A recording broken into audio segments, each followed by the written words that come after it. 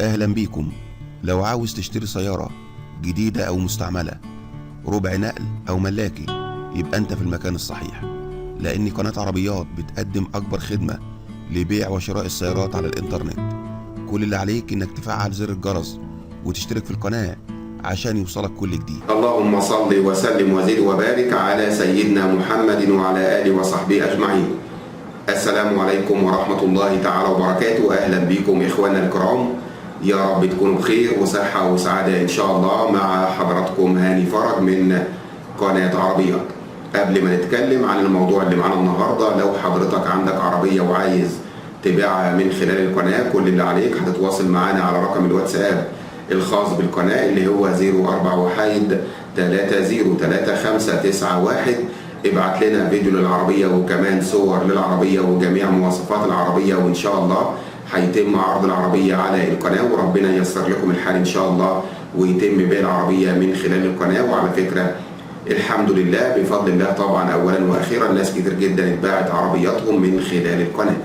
النهاردة إن شاء الله موضوعنا هيكون عن أسعار عربية شيفروليه دبابة موديل العربية 2021. هنقول لحضراتكم على أسعار الوكيل الرسمية وليس أسعار معارض، لأن حضراتكم عارفين إن أسعار الوكيل الرسمية بتكون أقل بكتير من أسعار المعارض. وفي ناس كتير جدا على القناة قالوا لي عايزين نعرف أسعار الوكيل الرسمية، علشان كده عملت الموضوع النهارده. وخلي بال حضراتكم إن في 3 فئات من عربية شيفروليه دبابة 2021، في الفئة الأولى والفئة الثانية والفئة الثالثة، وكل طبعا فئة ليها السعر الخاص بيه.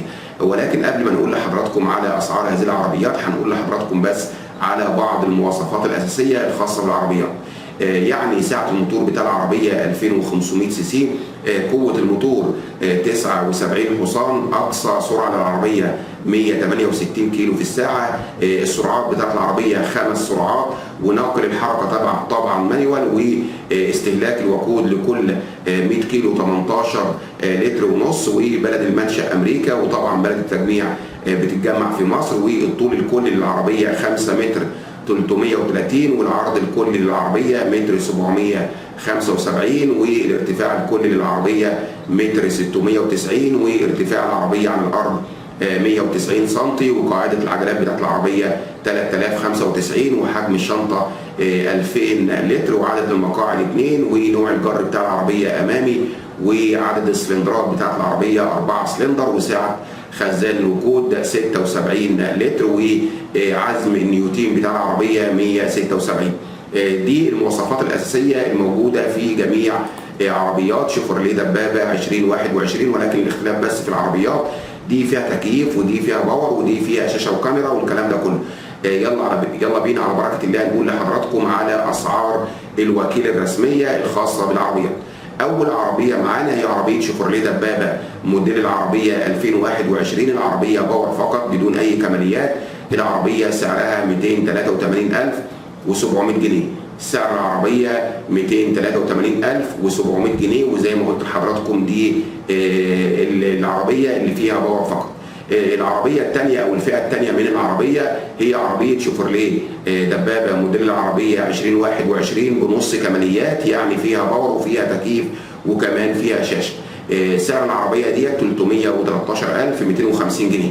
سعر العربية 313,250 جنيه، وطبعا زي ما قلت لحضراتكم دي أسعار الوكيل الرسمي.